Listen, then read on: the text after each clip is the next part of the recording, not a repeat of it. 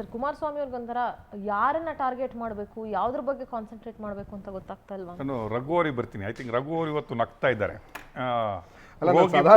ರೋಗಿ ಬಯಸಿದ್ದು ಹಾಲು ಅನ್ನ, ವೈದ್ಯ ಹೇಳಿದ್ದು ಹಾಲು ಅನ್ನ. ಅಲ್ಲ, ಖಂಡಿತವಾಗಿ ಎಲ್ಲೋ ಎಲ್ಲೋ ಎಲ್ಲೋ ಎಲ್ಲೋ ಮುಜುಗರ. ನೀವು ಪಾರ್ಟಿಯನ್ನು ಡಿಪೆಂಡ್ ಮಾಡೋದು ಕರೆಕ್ಟೇ, ನೀವು ನಿಮ್ಮ ಚೀಫ್ ಮಿನಿಸ್ಟರನ್ನು ಡಿಪೆಂಡ್ ಮಾಡಲೇಬೇಕು, I don't disagree with that. But still ಎಲ್ಲೋ ಒಂದು ಮುಜುಗರ ಆಗ್ತಾ ಇತ್ತು. ಈ ಪಾದಯಾತ್ರೆ ಆದರೆ ನಾವು ಬಿಡಲ್ಲ, ಪರ್ಮಿಷನ್ ಕೊಡಲ್ಲ, ಪಾದಯಾತ್ರೆ ನಡೆಸಲಿಕ್ಕೆ ಬಿಡಲ್ಲ ಅಂತ ಹೇಳ್ತಾ ಇದ್ದ ನಿಮಗೆ ಇವತ್ತು ದೋಸ್ತಿ ಮೇ ಗಡ್ಬಡ್. ಮೊದಲ ಬಾರಿಗೆ ಡೆಲ್ಲಿಯಿಂದನೇ ಸ್ಟೇಟ್ಮೆಂಟ್ ಬಂದ್ಬಿಟ್ಟಿದೆ ಮಾನ್ಯ ಉಕ್ಕು ಮಂತ್ರಿಯವರಿಂದ.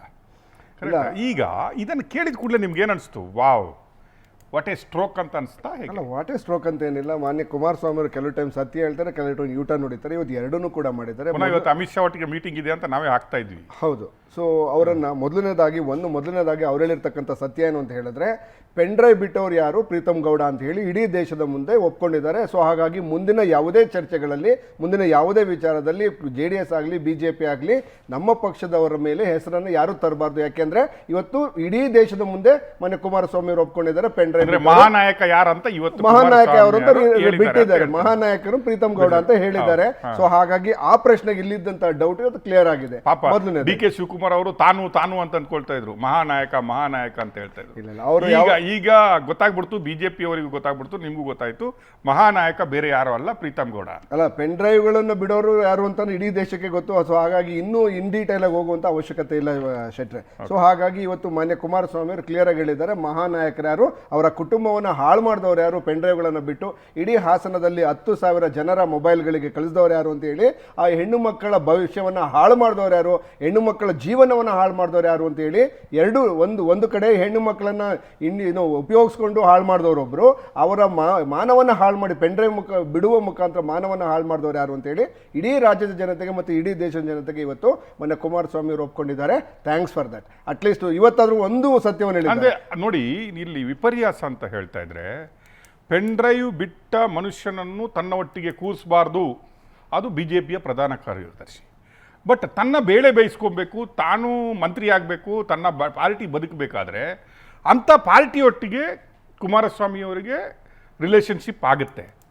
ಬಟ್ ಆ ಪಾರ್ಟಿಯ ಪ್ರಧಾನ ಕಾರ್ಯದರ್ಶಿ ಕುಮಾರಸ್ವಾಮಿಯ ಪರ್ಮಿಷನ್ ತಗೊಂಡು ಅಲ್ಲಿ ಮೀಟಿಂಗಲ್ಲಿ ಕೂತ್ಕೊಳ್ಬೇಕಾದ ಪರಿಸ್ಥಿತಿ BJPಗೆ ಬಂದಿದೆ. ಅಲ್ಲ, ಆಕ್ಚುಲಿ ಶೆಟ್ರೆ, ಕೆಲವೊಂದು 10 ದಿವಸದ ಹಿಂದೆ ಇದೇನು ಈ ಮೂಢ ಹಗರಣದ ವಿಚಾರ ಚರ್ಚೆ ಬಂದಾಗ ನಾನು ಒಂದು ವಿಚಾರವನ್ನು ಹೇಳಿದ್ದೆ. ಎಸ್ಪೆಷಲಿ ಏನು ಇವತ್ತು BJP ಅವರು ಇಷ್ಟು ದೊಡ್ಡ ಪ್ರಮಾಣದಲ್ಲಿ ಈ ಚರ್ಚೆಯನ್ನು ಮಾಡ್ತಾ ಇದ್ದಾರೆ, ಮೂಢ ಹಗರಣದ ವಿಚಾರವಾಗಿ ಯಾಕೆ ಇಷ್ಟು ರಾಜಾರೋಷವಾಗಿ ಮಾತಾಡ್ತಾ ಇದ್ದಾರೆ ಅಂತಂದ್ರೆ, ಅವರ ಮೂಲ ಉದ್ದೇಶ ಏನು ಅಂತಂದ್ರೆ, ಕುಮಾರಸ್ವಾಮಿ ಅವರನ್ನ ಇದರಿಂದ ಏನು ಪ್ರಧಾನಮಂತ್ರಿಗಳ ಪಕ್ಕದಲ್ಲಿ ಕೂತ್ಕೊಂಡಿದ್ದಾರೆ, ಹಾಗಾಗಿ ಅವರ ಆರ್ಟ್ ಬರ್ನ್ ಜಾಸ್ತಿ ಆಗ್ತಾ ಇದೆ. ಆ ಹೊಟ್ಟೆಯವರು ಏನು ಅಂದ್ರೆ BJP ನಾಯಕರಿಗೆ ಇರದೇ ಇರ್ತಕ್ಕಂಥ ಗೌರವನ್ನ ಕುಮಾರಸ್ವಾಮಿ ಅವರಿಗೆ ಸಿಗ್ತಾ ಇದೆ ಅಂತ ಹೇಳಿ ಹೇಗಾದ್ರೂ ಮಾಡಿ ಇವರನ್ನು ಹೊರಗಡೆ ತರಬೇಕು, ಅಲ್ಲಿಂದ ಏನು ಗುಡಿ ಇಡಬೇಕು ಅಂತ ಹೇಳಿ ಅವರ ಹಣೆ ಮೇಲೆ ಗನ್ನಿಟ್ಟಿದಂಥ BJP ಅವರು ಇವತ್ತು ಒಂದು ರೀತಿ ಸಕ್ಸಸ್ ಆಗಿದ್ದನ್ನ ಕಂಡ ನಂತರ ಮೊನ್ನೆ ಕುಮಾರಸ್ವಾಮಿ ಅವರು ಕ್ಲಿಯರ್ ಆಗಿ ಇವತ್ತು ಓಪನ್ ಆಗಿ ಹೇಳಿದ್ದಾರೆ, ಅಂದ್ರೆ ಈ ಮೈತ್ರಿ ಯಾವುದೂ ನಡೆಯೋದಿಲ್ಲ.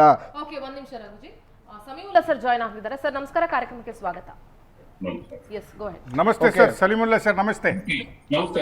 ನಮಸ್ಕಾರ. ಸೊ ಹಾಗಾಗಿ ಇವತ್ತು ಇವರ ಮೂಲ ಉದ್ದೇಶ ಏನು ಅಂತ ಹೇಳಿದ್ರೆ, ಯಾವಾಗ ಮೂಢ ಹಗರಣವನ್ನ ಇವರು ಹೊರಗಡೆ ತೆಗೆದುಕೊಂಡ್ರು BJP ಅವ್ರಿಗೆ ಮೊದಲೇ ಗೊತ್ತಿತ್ತು. ಮಾನ್ಯ ಕುಮಾರಸ್ವಾಮಿ ಅವರು JDS ಯಾವಾಗ್ಲೂ ಕೇಂದ್ರ ಸರ್ಕಾರದ ಭಾಗವಾಗಿದೆ. ಕುಮಾರಸ್ವಾಮಿ ಆಲ್ರೆಡಿ ಉಕ್ಕಿನ ಮಂತ್ರಿ ಆಗಿದ್ದಾರೆ. ಆ ಉಕ್ಕಿನ ಮಂತ್ರಿ ಬಗ್ಗೆ 2011ರಲ್ಲಿ ಯಡಿಯೂರಪ್ಪನವರು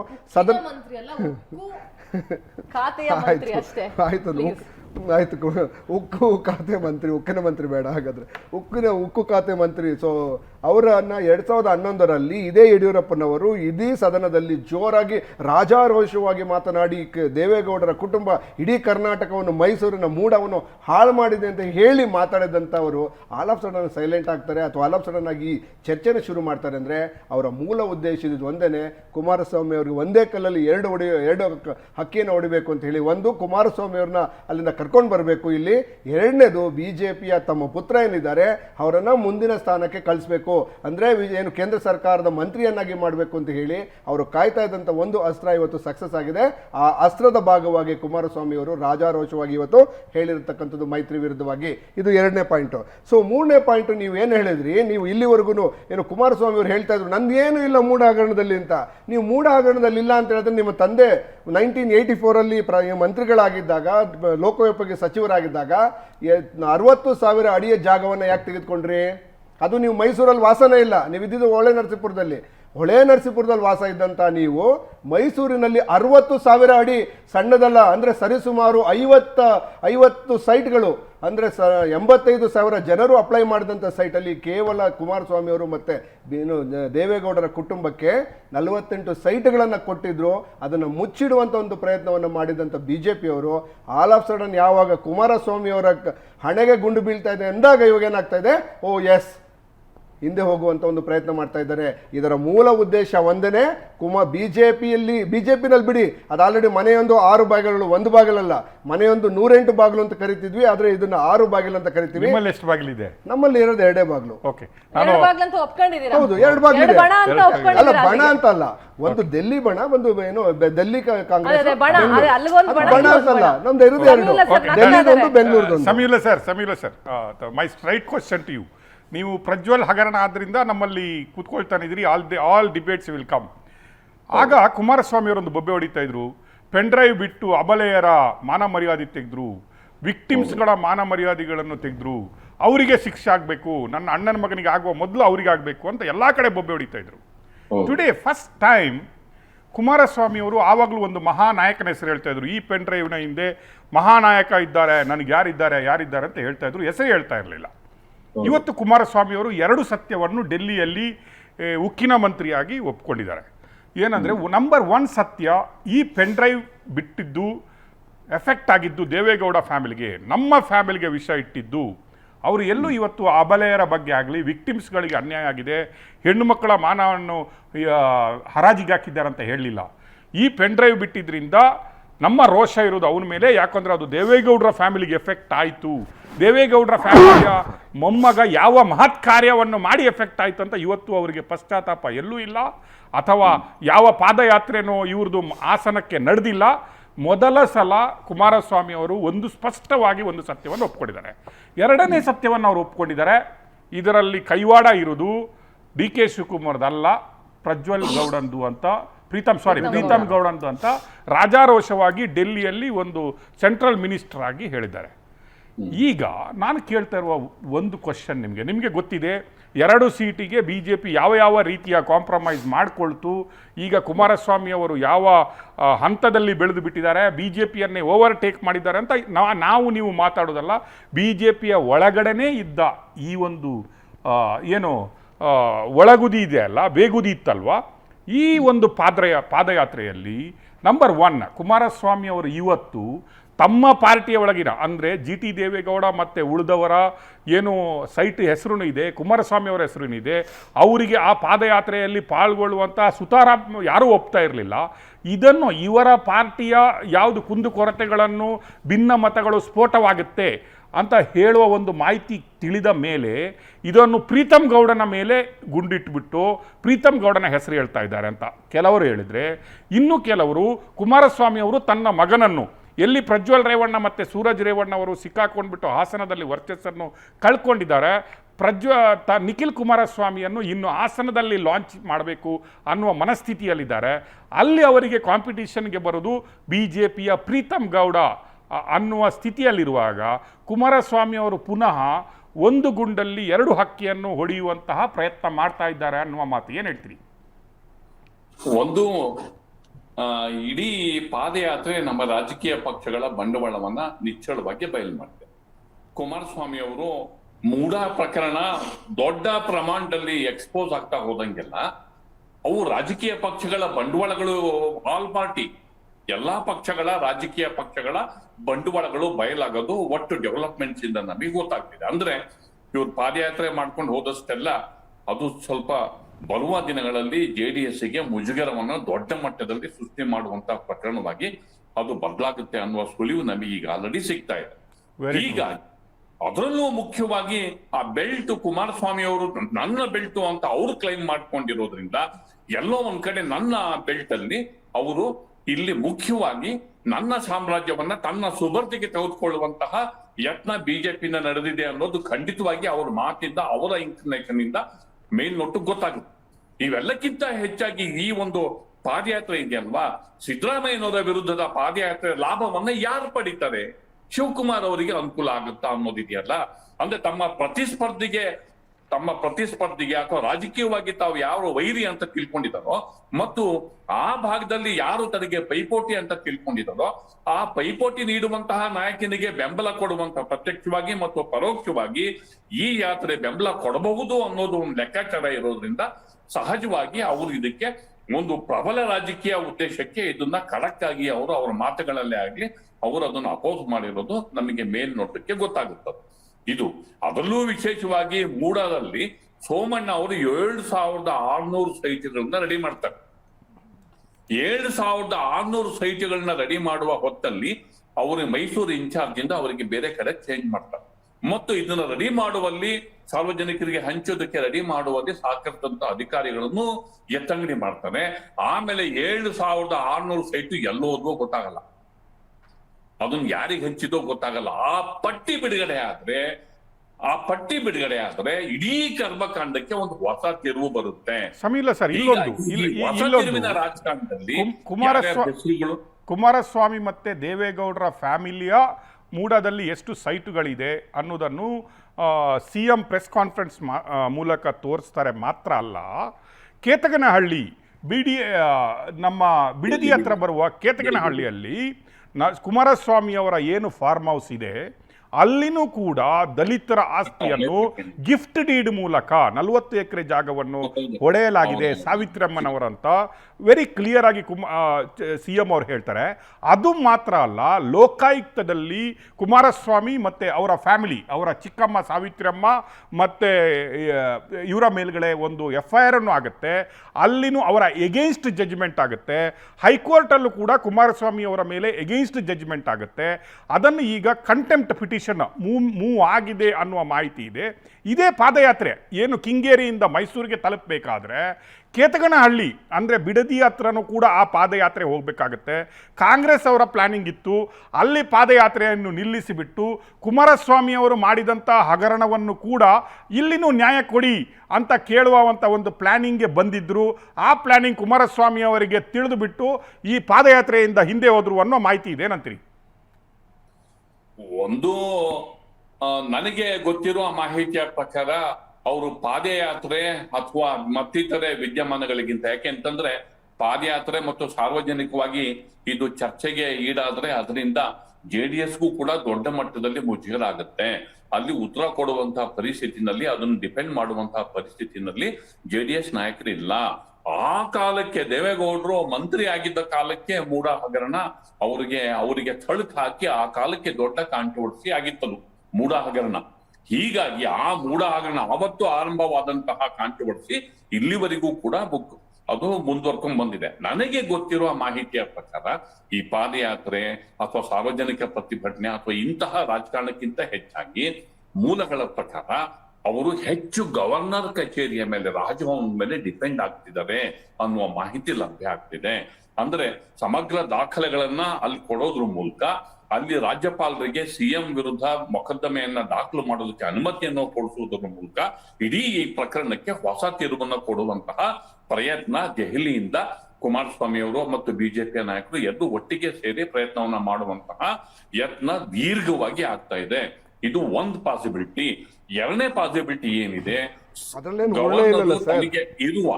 ಗವರ್ನರು ತನಗಿರುವ ಸುಪ್ರೀಂ ಪವರ್ ಅನ್ನ ಬಳಸಿ ಈ ಪ್ರಕರಣವನ್ನ ರಾಜ್ಯ ಸರ್ಕಾರದ ವ್ಯಾಪ್ತಿಯಿಂದ CBIಗೆ ಕೊಡುವ ಸಾಧ್ಯತೆ ಇದೆಯಾ ಅನ್ನುವ ಸಾಧ್ಯತೆಗಳ ಬಗ್ಗೆನೂ ಕೂಡ ಅಲ್ಲಿ ಅವರು ಯೋಚನೆ ರಾಜ್ಯಪಾಲರು ಕೂಡ ಕಾನೂನಿನ ಚೌಕಟ್ಟಿನಲ್ಲೇ ಕೆಲಸ ಮಾಡ್ಬೇಕಲ್ಲ.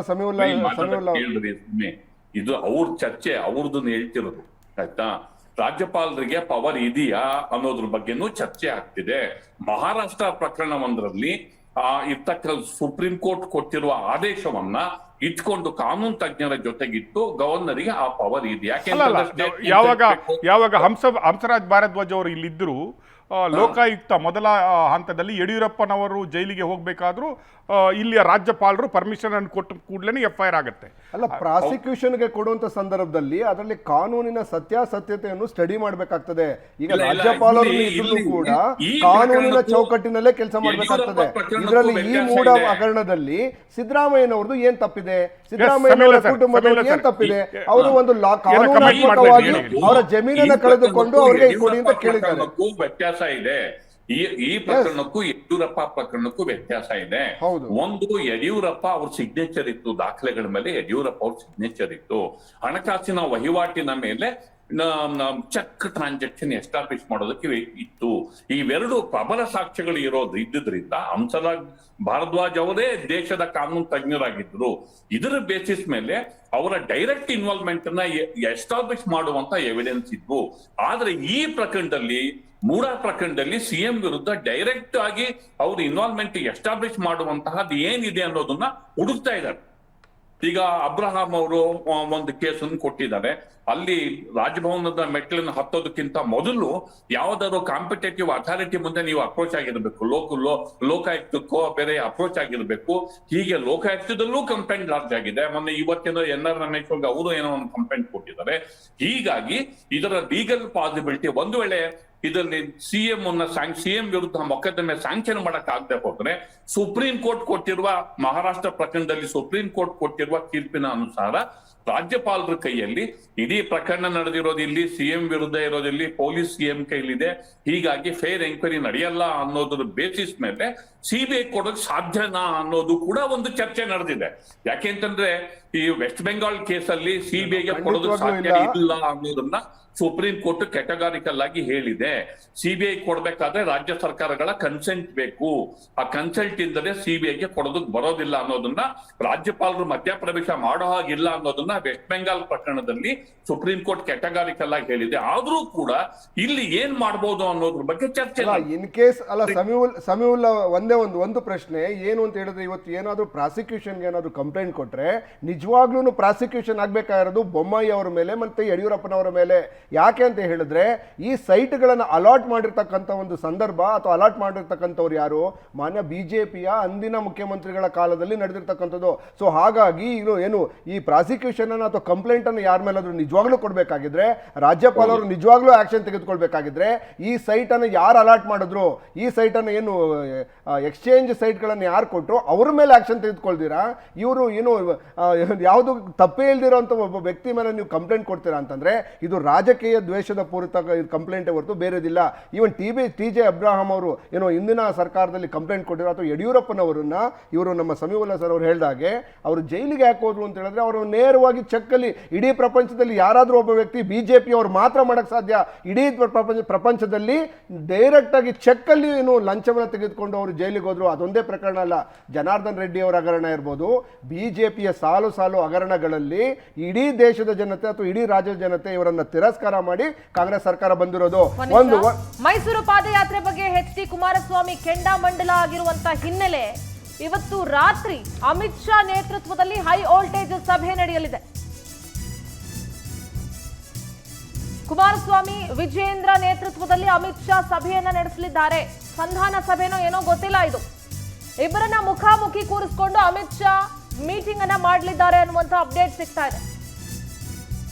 ಸಭೆ ಬಳಿಕ ಮೈಸೂರು ಪಾದಯಾತ್ರೆ ಬಗ್ಗೆ ಕ್ಲಿಯರ್ ಪಿಕ್ಚರ್ ಸಿಗುತ್ತೆ. ಪಾದಯಾತ್ರೆ ನಡೆಸ್ತಾರಾ, ಪಾದಯಾತ್ರೆ ಮಾಡಲ್ವಾ, ಮಾಡದಿದ್ರೆ ಯಾವತ್ ಮಾಡ್ತಾರೆ, ಹೇಳಿರುವಂತಹ ಡೇಟ್ಗೆ ಮಾಡ್ತಾರಾ, ಇಲ್ಲ ಮುಂದೆ ಹೋಗುತ್ತಾ ಅನ್ನೋದು ಈ ಸಭೆ ಆದ ನಂತರ ಗೊತ್ತಾಗುತ್ತೆ. ಸೊ ಅಲ್ಲಿ ಒಂದು ಪಾಯಿಂಟ್ ಹೇಳ್ಬಿಡ್ತೇನೆ. ಸೊ ನಾನು ಏನು ಹೇಳ್ತಾ ಇದ್ದೆ, ಈ ವಿಚಾರದಲ್ಲಿ ಈ ಮೂಡಾ ಹಗರಣದಲ್ಲಿ ಮನೆ ಸಿದ್ದರಾಮಯ್ಯನವರ ಕುಟುಂಬದ ಪಾತ್ರ ಏನಿದೆ? ಅವರು ಕೇವಲ ಅವರು ಜಮೀನನ್ನು ಇಟ್ಕೊಂಡಿದ್ರು ಅಂತ ಒಂದೇ ಕಾರಣಕ್ಕೋಸ್ಕರ, ಅಥವಾ ಜಮೀನನ್ನು ಕಳ್ಕೊಂಡಿದ್ದಾರೆ ಅಥವಾ ಕಾನ್ಫಿಸ್ಕೇಟ್ ಮಾಡ್ಕೊಂಡಿದ್ದಾರೆ, ನಮಗೆ ಬದಲಿ ಜಾಗ ಕೊಡಿ ಅಂತ ಕೇಳಿದ್ದಾರೆ ವಿನಃ ಅವರು ನನಗೆ ಇಲ್ಲೇ ಕೊಡಿ ಅಂತ ಕೇಳಿಲ್ಲ.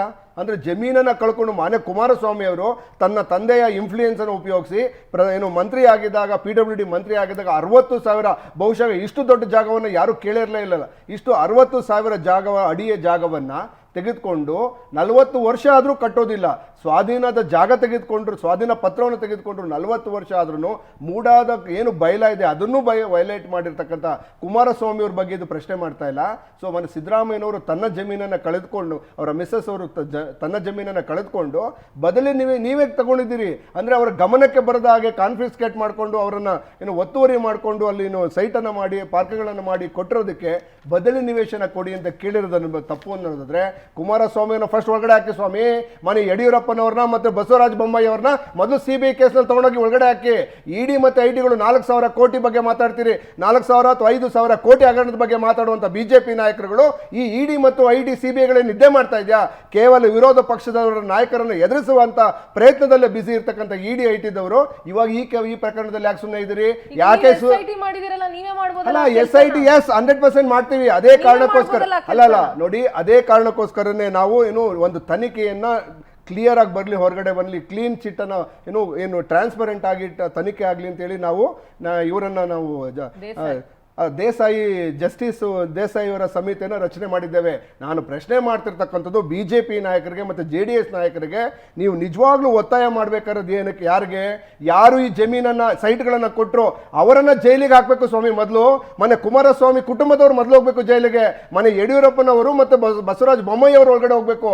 ಅದೇ ರೀತಿ ಮೂಡಾದಲ್ಲಿ ಏನು ಹಲವಾರು ಸೈಟ್ಗಳನ್ನು ತೆಗೆದುಕೊಂಡಿದ್ದಾರೆ ಅವರು ಹೋಗ್ಬೇಕು. ಅದನ್ನು ಬಿಟ್ಟು ಅಮಾಯಕರಾಗಿರ್ತಕ್ಕಂಥ ಅಥವಾ ಯಾವುದೇ ತಪ್ಪು 40 ವರ್ಷದ ರಾಜಕೀಯ ಇತಿಹಾಸದಲ್ಲಿ ಯಾವುದೇ ಕಪ್ಪು ಚುಕ್ಕೆ ಇಲ್ಲದೆ ಇರತಕ್ಕಂಥ ಸಿದ್ದರಾಮಯ್ಯನವರ ಮೇಲೆ ನೀವು ಅಲಿಗೇಷನ್ ಮಾಡ್ತೀರಾ ಅಂತಂದ್ರೆ ಇದು ರಾಜಕೀಯ ದ್ವೇಷ ಬಿಟ್ಟು ಬೇರೇನೂ ಅಲ್ಲ. ಸಮೀಲಾ ಸರ್, ಈಗ ಈ ಒಲ್ಲದ ಮದುವೆನ ಅಥವಾ ಅರೇಂಜ್ಡ್ ಮ್ಯಾರೇಜ್ ಗೊತ್ತಾಗ್ತಾ ಇಲ್ಲ BJP ಮತ್ತು JDS. ನಾವು ಕೆಲವೊಮ್ಮೆ ಒಲ್ಲದ ಮದುವೆ ಅಂತ ಕೇಳ್ತೀವಿ, ಅವರು ಅರೇಂಜ್ ಮ್ಯಾರೇಜ್ ಥರ ಕೆಲವೊಮ್ಮೆ ಆಡ್ತಾರೆ, ಕೆಲವೊಮ್ಮೆ ಡೈವರ್ಸ್ನ ಮಾತು ಇವತ್ತು ಕುಮಾರಸ್ವಾಮಿ ಮಾತಾಡ್ದ ನೋಡಿದರೆ we are in the process of getting divorce ಅಂತ ಹೇಳುವ ರೀತಿಯಲ್ಲಿತ್ತು. ಇದು ಏನು ಕುಮಾರಸ್ವಾಮಿ ಅವರಿಗೆ ಟರ್ನು ಆ ಟರ್ನು ಈ ಟರ್ನು ನಾವು ಅಂತ ಹೇಳ್ತೀವಿ, ಇದು ಹೊಸದಲ್ಲ. ಬಟ್ ಈಗಿನ ಸಿಚುವೇಶನಲ್ಲಿ BJPಗೆ ಕುಮಾರಸ್ವಾಮಿ ಅವರು ಎಷ್ಟು ಭಾರ ಆಗ್ತಾ ಇದ್ದಾರೆ? ಒಲ್ಲದ ಮದುವೆ ಅಂತ ಸದ್ಯಕ್ಕೇನು ನನಗೆ ಅನ್ನಿಸ್ತಿಲ್ಲ. ಯಾಕೆಂದ್ರೆ ಮಂತ್ರಿ ಆಗಿದ್ದಾರೆ, 2 ಪ್ಲೇಸ್ ಗೆದ್ಕೊಂಡು ಮತ್ತೆ ಅವರ ಕೆಲಸಗಳು ಎಲ್ಲ ನಡೀತಿವೆ. ಜೊತೆಗೆ BJPನಲ್ಲಿ ಸದ್ಯಕ್ಕೆ ಇಂಪಾರ್ಟೆನ್ಸ್ ಎಲ್ಲ ಸಿಗ್ತಿದೆ, ಅವ್ರ ಸಂಭ್ರಮದಲ್ಲೇ ಅಧಿಕಾರವನ್ನ ಎಂಜಾಯ್ ಮಾಡ್ಕೊಂಡಿದ್ದಾರೆ. ಆದ್ರೆ ನೀವು ಈಗ ಕೇಳಿದ್ರಲ್ಲ BJPಗೆ ಎಷ್ಟು ಭಾರ ಅನ್ನೋದು ಈಗ ಗೊತ್ತಾಗುತ್ತದು. ಈಗ ಆ ಭಾರ BJPಗೆ ಭಾರ ಅಂದದ್ದು ಇವತ್ತು ಅವ್ರು ಮಾತಾಡಿದಾರಲ್ಲ, ಮೀಟಿಂಗ್ ಅಟೆಂಡ್ ಮಾಡಿದ್ರು ಅಂದ್ರೆ ಕೆಲವು ವಿಚಾರಗಳು ಹೇಗಿರ್ತವೆ ಅಂತಂದ್ರೆ ಕುಮಾರಸ್ವಾಮಿ ಅವರು ರೈಸ್ ಮಾಡುವಂತ ವಿಚಾರಗಳು ಅರ್ಗಿಸ್ಕೊಳಕ್ಕಾಗಲ್ಲ. ಇದು ಬರುವ ದಿನಗಳಲ್ಲಿ, ಯಾಕೆಂದ್ರೆ ಓಲ್ಡ್ ಮೈಸೂರಲ್ಲಿ 2 ಸೀಟು ನಾವು ಗೆದ್ದಿದ್ರು ಕೂಡ 7-8 ಸೀಟುಗಳಲ್ಲಿ ನಮ್ಮ ಪ್ರಭಾವದಿಂದಲೇ ಅವ್ರು ಗೆದ್ದಿದ್ದಾರೆ ಅನ್ನೋದನ್ನ ಅವ್ರ ತಲೆನಲ್ಲಿದೆ ಮತ್ತು ನ್ಯಾಷನಲ್ ಲೀಡರ್ಸ್ಗಳು ಕೂಡ ಅದನ್ನ ಹೇಳಿದ್ದಾರೆ. ಹೀಗಾಗಿ ಆ ಒಂದು ಸ್ವಾಮ್ಯವನ್ನ, ಆ ಪ್ರದೇಶದ ಮೇಲೆ ಅವ್ರ ಹಿಡಿತವನ್ನ ಬಿಗಿ ಮಾಡ್ಕೊಳ್ಳೋದು ಯಾವತ್ತೂ ಅಲ್ಲಿ ಬೇರೆ ಯಾರು ಪ್ರವೇಶ ಮಾಡೋದಕ್ಕೆ ಸಾಧ್ಯನೂ ಇಲ್ಲ. ನೋಡಿ, ಪಾದಯಾತ್ರೆನಲ್ಲಿ ಅದನ್ನ ನಾವು ಅದಕ್ಕೆ ಬೆಂಬಲ ಕೊಡಲ್ಲ ಅಂತ ಹೇಳಿರೋದೇ ಆ ಕಾರಣಕ್ಕೆ. ಇವ್ರಿಗೆ ಬಿಟ್ಟು BJP ಅಲ್ಲಿ ಪಾದಯಾತ್ರೆ ಮಾಡಿದ್ರೆ ಅವ್ರು ಆಲ್ರೆಡಿ ಅಲ್ಲಿರುವ ಒಳದಾರಿಗಳು ಇನ್ನಷ್ಟು ಬಿಗಿ ಆಗುತ್ತೆ. ಇವರ ಆಬ್ಜೆಕ್ಟ್ಸ್ ಅಲ್ಲಿ ಆ ಪಾರ್ಟಿ ಇನ್ನಷ್ಟು ಸ್ಟ್ರಾಂಗ್ ಆಗುತ್ತೆ, ವರ್ಕರ್ಸ್ ತುಂಬಾ ಹುರಿದುಂಬ್ತಾರೆ. ಹೀಗಾಗಿ ಅಲ್ಲಿ ಎಲ್ಲೋ ಒಂದ್ ಕಡೆ JDS ಈ ಪಾದಯಾತ್ರೆಯ ಬಳಿಕ ವೀಕ್ ಆಗುತ್ತೆ. ಯಾಕೆಂದ್ರೆ ಕುಮಾರಸ್ವಾಮಿ ಇರಲ್ಲ, ಕುಮಾರಸ್ವಾಮಿ ಅಧಿವೇಶನದಲ್ಲಿ ಇರ್ತಾರೆ, ಅವರಲ್ಲಿ ಅಟೆಂಡ್ ಮಾಡಕ್ಕಾಗಲ್ಲ, ಪಾದಯಾತ್ರೆನಲ್ಲಿ ಅಲ್ಲಿ ಇಲ್ಲಿ ರ್ಯಾಲಿನ ಅಡ್ರೆಸ್ ಮಾಡಕ್ಕಾಗಲ್ಲ. BJP ಪಾದಯಾತ್ರೆ ಆಗ್ಬಿಡುತ್ತೆ, ಕುಮಾರಸ್ವಾಮಿ ಬೆಲ್ಟ್ ಅಲ್ಲಿ BJP ಪಾದಯಾತ್ರೆ ಆಗ್ಬಿಡುತ್ತೆ. ನಿಮ್ಮ ಲಾಸ್ಟ್ ರಿಯಾಕ್ಷನ್ ಈ ವಿಚಾರವಾಗಿ, ನಿಮ್ಮ ಕಡೆಯ ಪ್ರತಿಕ್ರಿಯೆ ಇದೇ ವಿಚಾರಕ್ಕೆ? ಏನು ಪ್ರತಿಕ್ರಿಯೆ ಇದೆಲ್ಲ ಈಗೇನೋ ನಿಮ್ಮಲ್ಲೇ ಬಂತಲ್ಲ, ಈ ಸಂಜೆ ಮೀಟಿಂಗ್ ಇದೆ 1 to 1 ಅನ್ನೋದು, ಅದು ಕ್ಲೈಮ್ಯಾಕ್ಸ್. ಅದು ಅಲ್ಲಿ ಏನ್ ತೀರ್ಮಾನ ಆಗುತ್ತೆ, ಯಾವ್ಯಾವ ತರ ಅದು ಇದಾಗುತ್ತೆ. ಯಾಕೆಂತಂದ್ರೆ ಇಲ್ಲಿ ಬರೀ ಇಷ್ಟಕ್ಕೆ ಸೀಮಿತ ಆಗಿಲ್ಲ, ವಾಲ್ಮೀಕಿ ಇಂಪಾರ್ಟೆಂಟ್ ಇದೆ. ಅದು ವಾಲ್ಮೀಕಿನ ಪರ್ಯಾಯವಾಗಿ ಪಾದಯಾತ್ರೆ ಮಾಡ್ಬೇಕು ಅಂತ ಯತ್ನಾಳು ಮತ್ತೆ ರಮೇಶ್ ಜಾರಕಿಹೊಳಿ ಅದೊಂದು ಇಶ್ಯೂ ಇದೆ. ಹೀಗಾಗಿ ಇದನ್ನ ಹೇಗೆ ಅದನ್ನ ರೈಸ್ ಮಾಡೋದಕ್ಕೆ, ಇದೆಲ್ಲ ಸರಿ ಮಾಡೋದಕ್ಕೆ ಅಮಿತ್ ಶಾ ಯಾವ ಫಾರ್ಮುಲಾನ ಕಂಡುಹಿಡಿತಾರೆ ಅನ್ನೋದನ್ನು ಮೇಲೆ ಮುಂದಿನ right development sir, thank you so much ಚರ್ಚೆಯಲ್ಲಿ ಭಾಗಿಯಾಗಿದ್ದಕ್ಕೆ. ರಘುಜಿ, ಕ್ವಿಕ್ ಆಗಿ ನಿಮ್ಮ ಲಾಸ್ಟ್ ರಿಯಾಕ್ಷನ್. ಇಲ್ಲ, ಲಾಸ್ಟ್ ರಿಯಾಕ್ಷನ್ ನೋಡಿ, ಬಿಜೆಪಿ ಮತ್ತೆ JDS ಒಡೆದ ಮನೆಯಾಗಿದೆ. ಆ ಒಡೆದ ಮನೆಯನ್ನ ಏನೋ ಒಂದು ಇದನ್ನ ವೆಲ್ಡಿಂಗ್ ಮಾಡುವಂತ, ಅದನ್ನ ಒಟ್ಟು ಸೇರ್ಸಕ್ಕಾಗಲ್ಲ, ಯಾಕಂದ್ರೆ ಅಷ್ಟು ಬ್ರೇಕಪ್ ಆಗಿದೆ. ಅದನ್ನ ವೆಲ್ಡಿಂಗ್ ಮಾಡುವಂತ ಪ್ರಯತ್ನವನ್ನ ಇವತ್ತು ಸಂಜೆ ಏನೋ ಮಾಡ್ತಾರೆ ಅಂತ ಹೇಳಿದ್ದಾರೆ. ಅದೇ ಇವತ್ತು ಸಂಜೆ ಮಾಡ್ತಾರೆ ಅಂತ ಹೇಳಿ ಏನು ಜಾರಕಿಹೊಳಿ ಅವರು ಮತ್ತೆ ಬಿಜೆಪಿ ಹಲವಾರು ನಾಯಕರುಗಳು ಏನ್ ಮಾತಾಡ್ತಾ ಇದ್ದಾರೆ, ಇದು ಕ್ಲಿಯರ್ ಆಗಿ ಇಂಡಿಕೇಶನ್ ಇದೆ. ಬಿಜೆಪಿ ಒಡೆದ ಮನೆ ಓಪನ್ ಆಗಿದೆ, ಎಲ್ಲರಿಗೂ ಮನೆಯೊಂದು 108 ಬಾಗಿಲಾಗಿದೆ. ಇದನ್ನು ಅವರು ಇಲ್ಲದೆ ಇರತಕ್ಕಂಥ ಒಂದು ಪ್ರಕರಣವನ್ನ ಕೆಲವರಿಗೆ ಕ್ಯಾರೆಕ್ಟರ್ ಅಸಾಸಿನೇಷನ್ ಮಾಡುವಂತಹ ಪ್ರಯತ್ನವನ್ನ ಬಿಜೆಪಿ ಕೈ ಬಿಡಬೇಕು, ಇಲ್ಲ ಅಂತಂದ್ರೆ ಉಗ್ರ ಹೋರಾಟವನ್ನು ಮಾಡ್ತೇವೆ. ವಿಪರ್ಯಾಸ ಮತ್ತು ಅಭಾಸ ಅಂತ ಹೇಳ್ತೀವಿ. BJP ಅವರಿಗೆ ಇವತ್ತು 2-3 ತಿಂಗಳಲ್ಲೇ ಅಮಿತ್ ಶಾ ಮೀಟಿಂಗ್ ಮಾಡಿ ಇಬ್ಬರನ್ನು ಕೂರಿಸುವ ಪರಿಸ್ಥಿತಿ ಬಂದಿದೆ. ಅಂದರೆ 2 MP ಸೀಟು, ಅದನ್ನೂ ಕೂಡ ಅವರ ಭಾವನನ್ನು BJP ಸೀಟಿಂದ ಗೆದ್ದಿಸ್ಕೊಂಡು ಹೋಗಿ 2 MP ಸೀಟನ್ನು ಜಾಯಿಂಟಾಗಿ ವಿನ್ ಆಗಿ, it is not single handled by JDS. ಮತ್ತು 1-2 ಕ್ಷೇತ್ರದಲ್ಲಿ ಅವರ ಪ್ರಭಾವವನ್ನು ತೆಗೆದುಕೊಂಡು ವಿನ್ ಆಗಿರಬಹುದು ಅನ್ನುವ ಸ್ಥಿತಿಯಲ್ಲಿ ಅಮಿತ್ ಶಾನವರೇ ಕೂತ್ಕೊಂಡು ಇವತ್ತು ಮೀಟಿಂಗ್ ಮಾಡ್ತಾ ಇದ್ದಾರೆ. ಅಂದರೆ ವಿ ಕ್ಯಾನ್ ಅಂಡರ್ಸ್ಟ್ಯಾಂಡ್ ಇದು ಕಾಂಪ್ರಮೈಸ್ ಆದಂಥ ರಿಲೇಷನ್ಶಿಪ್ಪು ಯಾವ ಸ್ಥಿತಿಗೆ ಹೋಗಿದೆ, BJP ಯಾವ ಅಧೋಗತಿಯಲ್ಲಿ ಈ ಫ್ರೆಂಡ್ಶಿಪ್ಪಲ್ಲಿ ಈ ರಿಲೇಷನ್ಶಿಪ್ ಇದೆ ಅಂತ ಇಟ್ ಈಸ್ ಜಗಜ್ಜಾಹಿರು. I think again this will continue like this. ನಾನು ಇದನ್ನು ಮೊದಲ ದಿನದಿಂದನೂ ಹೇಳ್ತಾ ಇದ್ದೀನಿ. ಕೊಳಕು ಮಂಡಲದ ಸಹವಾಸ ಮಾಡಿದಿರಿ, ಕೊಳತೆ ಕೊಳೆಯುತ್ತೆ.